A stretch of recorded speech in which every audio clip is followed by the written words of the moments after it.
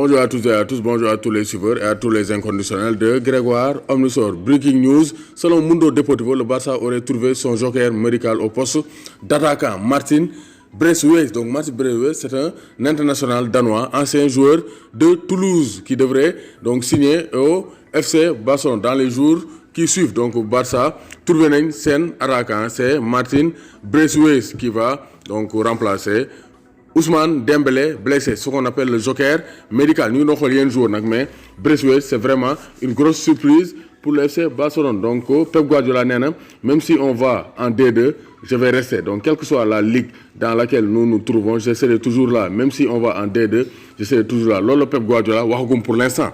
Pour l'instant, quel que soit Alpha, d'où quitter le FC. Donc le Manchester City FC, donc on a quitter City, quel que soit Alpha. Lors le Guardiola, il va rester, il jure fidélité. En tout cas, Del Piero rêve de Guardiola. Donc Del Piero, je veux Guardiola à la Juventus. Le mariage entre Guardiola et la Juve fonctionnerait parfaitement.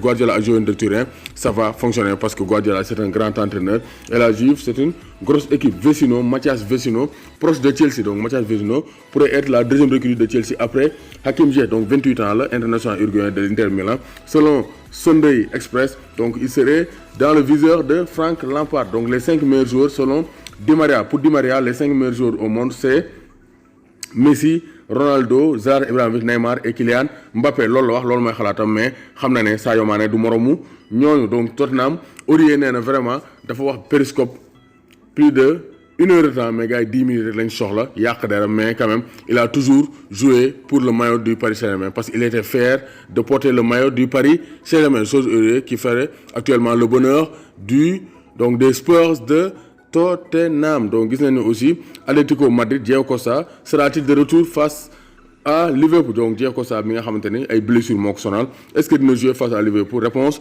ce soir. Donc gis nañ ne donc David Alaba est prêt à changer d'air. Donc David Alaba mi nga xam ne joué na ay année ay years le jouer fële ci Bayern de Munich, est prêt à quitter le Bayern de Munich. Donc il joue donc au poste de latéral gauche mais aussi dans l'axe central. Il joue donc depuis plusieurs années du côté de Bayern de Munich. Donc mon contrat mu ngi jeex en juin 2021. Donc les concurrents ou bien les prétendants pour David Alaba peuvent se positionner. Donc nee na pare na pour quitter le Bayern de Munich. Donc l'international autrichien d'origine nigériane. Donc Marega, le beau message de Casillas. Casillas nee na respect pour Marega, respect pour le football et respect pour tous.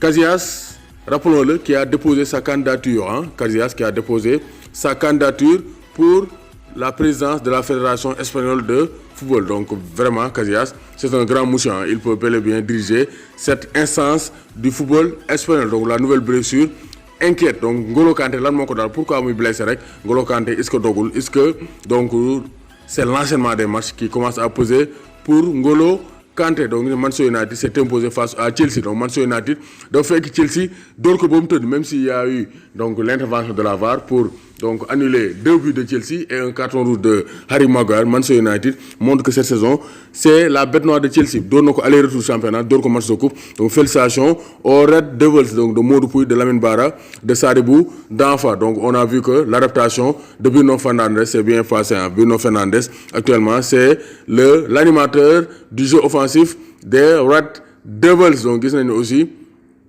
le Barça aussi mu ngi pensé mu ngi xalaat donc Thomas Lemar ou Gonzalo Guedes pour la saison prochaine parce qu'actuellement Barça faut ñu des excentrés de très haut niveau pour remplacer Ousmane Dembélé qui est donc toujours ou bien souvent blessé. Doomu Gaynde Njaay warul tiit warul ragal.